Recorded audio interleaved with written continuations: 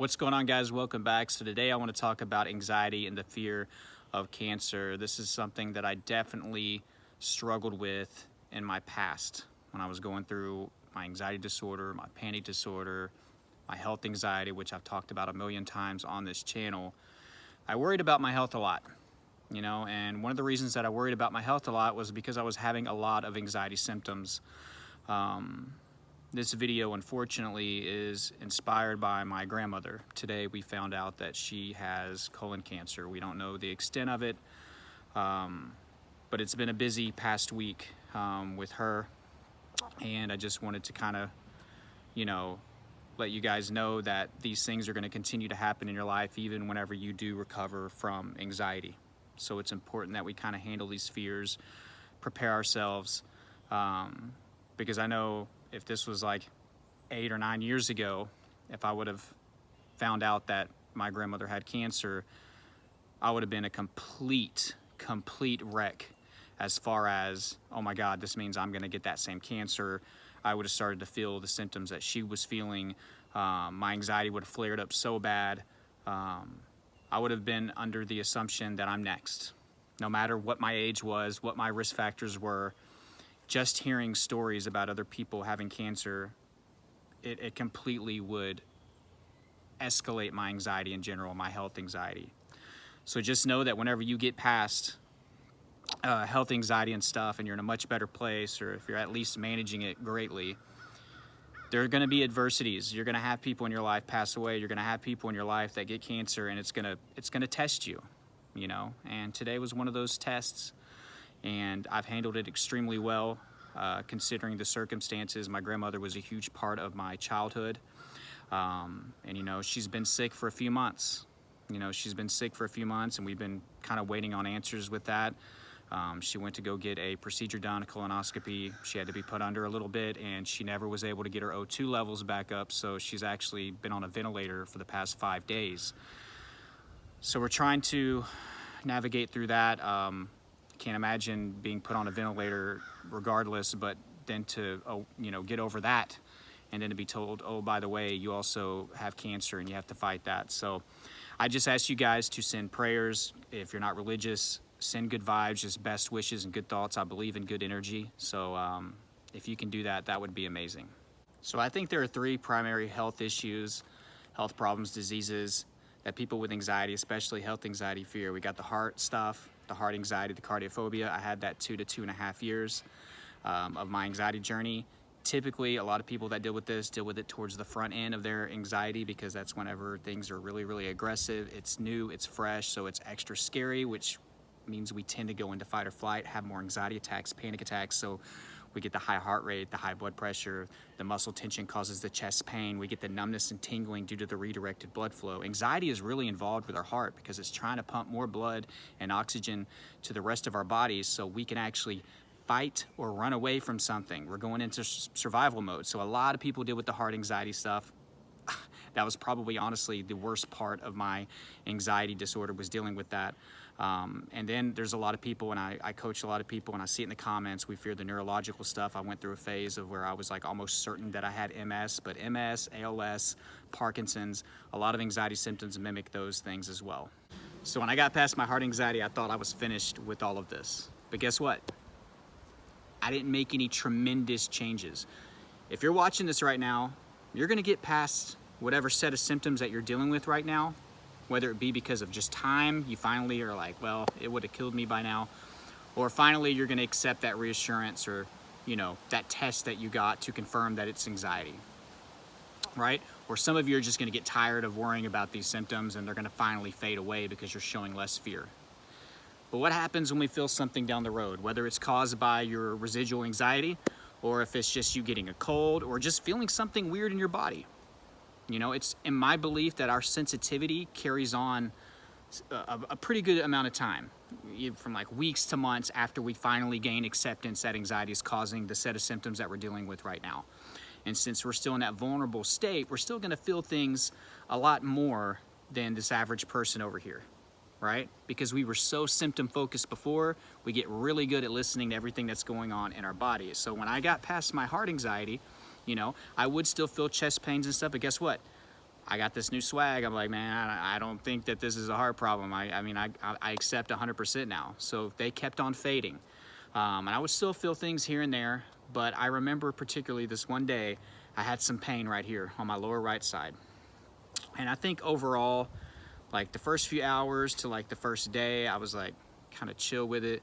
And to this day, I don't know if it was anxiety causing it, or if I just had some bad food, or if my digestive system was just acting up, which is pretty common throughout my entire life. I've never had this great digestive system. So it was probably a combination of that. And again, like I mentioned earlier, my sensitivity to it. And again, since I didn't really fix my problem of being symptom focused, showing some fear, showing negative energy in certain areas of my body, guess what? That pain started to magnify, and it grew, and it started to become more constant. The first few days, it was just kind of a dull ache I would notice here and there, and I got more worried about it, more scared. Fear fuels the symptoms. My stomach started to hurt worse, until eventually it was there nonstop. The only time I didn't really feel it was whenever I was sleeping pretty good. I'd wake up in the morning, it was there. Right before I'd go to sleep, it was there. During the day, there was no amount of distraction that could get this away from me. So guess what? I finally jump on Google after a few days. Well, it was a few days to a week. I tried to put it off, right? I tried to learn from my past, but guess what? Ultimately, I gave in, and I see all these cancers up there: stomach cancer, liver cancer, colon cancer. You know, I think in the beginning I was worried about my appendix, but I realized it was a lot higher than that. And you get really good at anatomy whenever you have health anxiety. You know where all the organs in your body are, right? From all of your fears. So I do the Googling thing. Again, since I have a history of spiraling, having a negative mind, catastrophizing, assuming that the worst thing is my thing, I believe that one of these up here at the top has to be me. So now I have this fear that I have colon cancer. And I go through this for 3 months. Another huge mistake. I put off making a doctor's appointment because I couldn't bear to find out that at the young age of, let's see, at this point I was about 21 and a half, 22, that I was going to succumb to cancer and I have to fight this long journey. So guess what? Since I didn't get any reassurance early on that this was anxiety and not cancer, I worried every single day. The symptom got worse. All right. After a few months, I finally got around to making an appointment. Oddly enough, I was sitting down on the couch, and I guess just because my subconscious was finally able to let go because I was going to get some type of reassurance, whether it's cancer or if it's anxiety, magically that pain went away within a few hours. And I was like, holy crap, it went away. Oh my God, I'm not gonna die. I remember going outside, running around in the backyard, just like celebrating, throwing the football up in the air to myself, like, oh my God, it was anxiety. I can't believe this, you know? And I think I was so thankful to my subconscious, and to the point to where it just never came back. I never felt that pain to this day, ever. In fact, I canceled the appointment. So that was my first cancer scare. So when I get past that, it's great. I did learn a few things. I learned that this health anxiety thing is really, really powerful. And I also started to pick up on how much focus and fear can keep a symptom in a localized area. That was amazing to me. You know, this area that I felt that was in pain on my stomach was probably about like that. Not huge, right?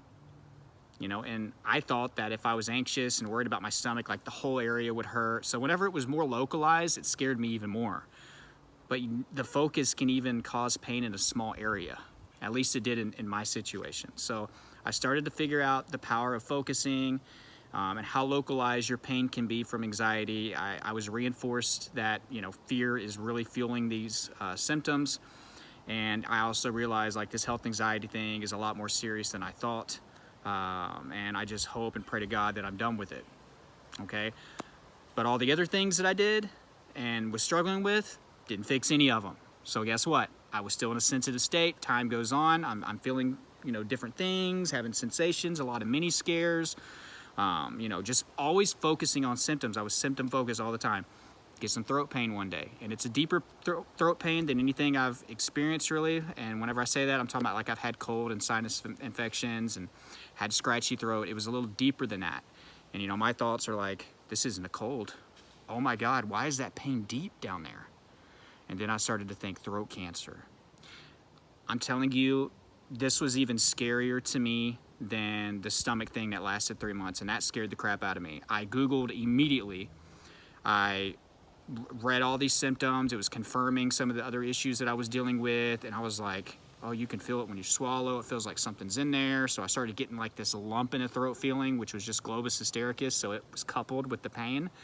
You could feel it whenever you swallow more, and started feeling that. A lot of that was just my mind controlling it, honestly. And the pain, the deepness of it. And I was like, oh my God, all my bad habits in the past have finally caught up to me. And I just let Google just take me for a whirl. I was so convinced that I was going to die of throat cancer. I'm talking about, I looked up the prognosis, I looked up treatment options, and I'm pretty convinced that I almost had my wife convinced at that time that I had throat cancer. I remember sitting on a couch with her, crying. She started crying. I was like, babe, it's not gonna be good. I'm just letting you know. I'm going to probably make an appointment for next week, but I don't think it's gonna be good news. And I had her over here crying. So yeah, so I went through that. Luckily, as intense of a fear that this was, the throat pain didn't last very long. It was like a couple week ordeal. I never ended up even going to the doctor for it, thankfully. But that was a really, really intense thing. Those 2 weeks were really, really bad for me. I felt depressed, I felt down. I was like, I can't believe I'm not gonna be here for my kids. I'm thinking about making like video logs so they can, you know, open up a video of dad on my 18th birthday or whatever. So I'm still kind of there, you know, Merry Christmas, kids, you know, from your father that died at 23 of throat cancer. I'm talking about, like, I had all these thoughts. I thought about my funeral a lot. How is that gonna go? Who is my wife gonna be with after this? Are they gonna be a good dad to my kids and help them grow up like I was planning on doing? We think these thoughts. I then went through a scare of brain cancer. And the reason it really scared me, not only were the symptoms of like the pressure, the tinnitus, the headaches, the dizziness and stuff. And I, of course, Googled, but my granddad and my great-granddad on my dad's side both died of brain cancer. So there's a pretty decent chance that me or my dad will get that one day. So I was like, oh my God, it's gonna happen a lot earlier and I'm gonna die from this. So it was really, really scary. So then after that, guys, the pressure in my ear intensified. I started to get a lot more tinnitus, the ringing in the ear. It felt like I had, you know, Kleenex just stuffed in my ear. And then I started to feel around my neck one day and I felt a lymph node down here that, I guess in my opinion, felt bigger than what it should have been, which it turns out like it's still the same size today as it was back then. But I was convinced that that was cancer starting to grow and starting to spread and cause issues with my ear. So one day I was sitting down on the couch and a commercial came on for lymphoma medication. And I was like, oh my God, that's what it is. Lymphoma, my lymph node. And then I jumped on Google, again, didn't learn anything from the past apparently.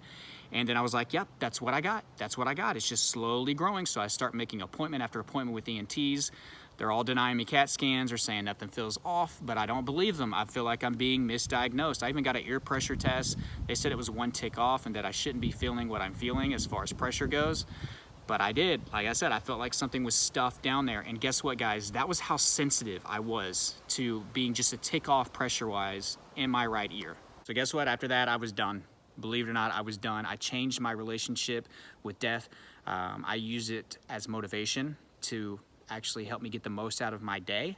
So I was more afraid of not living than dying, if that made sense. I accepted that one day I am going to die, but I would really regret looking at my past 30, 40, or 50 years and thinking that I worried about this day, all of it. I was like, oh my God. The second of all, I finally realized, like, it's been 5 years.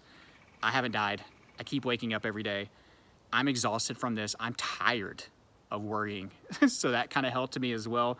I changed my mindset. I rewired, became more positive. I stopped catastrophizing. I stopped assuming that I was the worst statistic. I realized that I couldn't catch cancer from reading an article. I couldn't catch cancer from hearing about a story. I changed my lifestyle up. I detoxified my environment. I worked on all my root causes that I was going through. I dealt with some childhood trauma, tried to heal that as much as I possibly could. And I've learned a lot, guys, and I'm continuing to thrive in this life, and I'm finally living the life that I freaking deserve. So trust me, if I was able to get out of that hell, you can too, all right? But if you want more details on how I got out of that hell with health anxiety, check out my course, Elite Anxiety Bootcamp. It's got the routine, it's got the blueprint, it's got the perspective change that you need, the mindset that you need to defeat anxiety. It takes time and patience and hard work, I'll be honest, but if you follow that, things do get better, and for a lot of you, you can recover if you follow the blueprint and you stick with it. So check that out, super affordable. It's down below in the description and in the first pinned comment. Check out online therapy. If you're interested in doing coaching calls with me, my email down there is for that specifically, so reach out to me, I'll send that info to you. But until next time, guys, keep fighting. I love you, I believe in you.